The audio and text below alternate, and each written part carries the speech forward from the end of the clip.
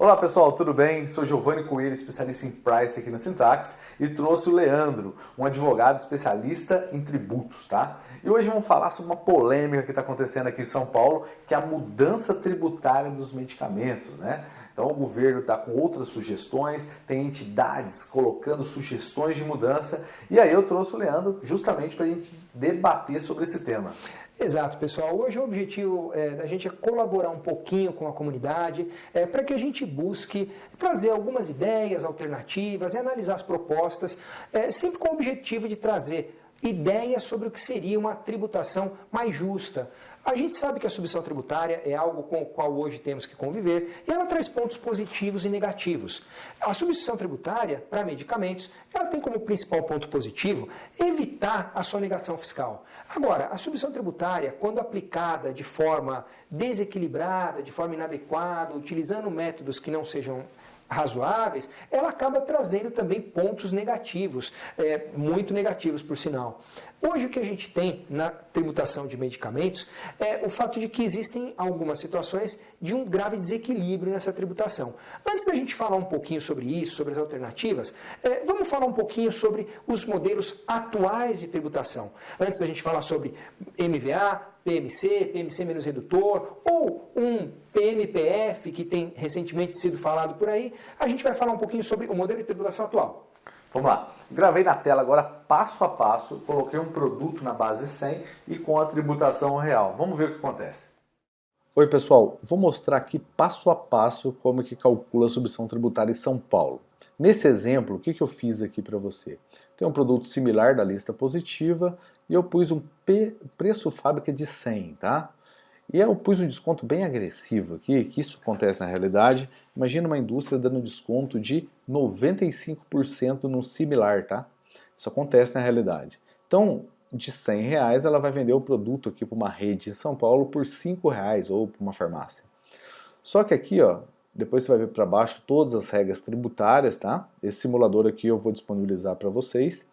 Tem o PMC, tem o MVA, tem o limitador aqui em São Paulo, tudo para achar a base de cálculo da substituição tributária.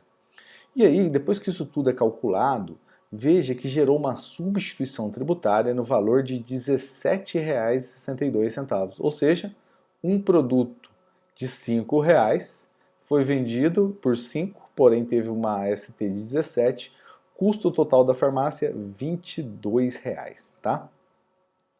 Imagina que nesse cenário a farmácia venda esse produto, tá? Com 70% de desconto. Então ela vai vender por R$41. Aqui eu estou apurando o lucro da farmácia e aqui eu pus a carga tributária. A carga tributária é o ICMS inteiro pago na cadeia, né? Que é o ICMS que estava por dentro mais a ST. Então o que deu um total sobre o valor vendido, esse produto deu um percentual de 44,66. Uma operação super onerosa, tá? Então, esse aqui é o modelo de simulador onde calcula a carga tributária do produto aqui em São Paulo, especificamente de medicamentos. E aí, Leandro, o que você achou desse vídeo? Você está vendo que a tributação, nesse caso, deixou totalmente o produto oneroso, né? Ou seja, a carga tributária dele ultrapassou o limite planejado ou definido pelo Estado. E qual o efeito que você vê negativo e positivo da substituição tributária, e principalmente comentando esse caso? Nesse caso específico a gente pode ver que o valor do tributo exigido, ele ficou inclusive muito maior do que o próprio preço pelo qual o medicamento é vendido. Isso traz graves problemas. Ao invés de atingir o objetivo com a substituição tributária, que é diminuir a sonegação, isso acaba funcionando como um elemento inverso. O que acaba acontecendo na prática é que os contribuintes não éticos acabam utilizando alguns artifícios para tentar fugir dessa tributação, o que causa graves problemas para o fisco do Estado de São Paulo e de outros locais. Como exemplo, vemos recentemente a deflagrada Operação Enxaqueca, que foi uma operação que objetivou justamente dissuadir a prática desse tipo de subterfúgio para afastar a tributação dos medicamentos. E além de prejudicar o fisco, isso acaba também trazendo um grave prejuízo para os contribuintes que cumprem todas as regras legais. Porque no momento em que você tem uma tributação mais elevada, uma tributação mais alta do que aquela que seria devida, a gente acaba tendo um impacto enorme nos preços e os contribuintes acabam tendo que buscar um ressarcimento do imposto que foi retido antecipadamente e indevidamente, porque ele acaba sendo superior àquele que deveria servir como base de retenção do ICMS efetiva. E isso acaba trazendo uma enorme movimentação da máquina do Estado, que apesar de assegurar legalmente o direito à restituição do imposto quando ele é vendido por um valor inferior àquele que serviu de base de retenção, envolve a adoção de complexos mecanismos, tanto para o contribuinte quanto para o Estado. Bom, entendendo esse desenho, o que seria importante nessa discussão que tem sido travada a respeito do modelo ideal, seria analisar quais são as alternativas e modelos ideais de tributação. Falando de PMC, PMC menos redutor, MVA ou então o PMPF, que ultimamente tem sido trazido como uma possível alternativa. Falando um pouquinho de cada um desses modelos, Giovanni, como é que você vê a adoção de cada um deles na implementação prática e como é que isso poderia impactar as operações dos contribuintes? Vamos lá. Primeiro foi bom os comentários do Leandro, que o Leandro mostrou, né? Primeiramente, que o Estado criou uma regra para não ter sonegação e, na verdade, essa regra que ficou muito onerosa para o contribuinte, criou-se ali um mecanismo de sonegação. E isso faz com que o efeito colateral, que é reduzir a carga tributária e depois gerar. E quando a pessoa faz o processo certo, acaba que o Estado vai ter que devolver esse dinheiro tributado a mais, né? Então, ou seja, movimenta tudo, tiro, sai pela culatra nesse caso. E aí a gente vai falar, mas qual que seria o modelo ideal? Primeiro, vamos pensar o seguinte.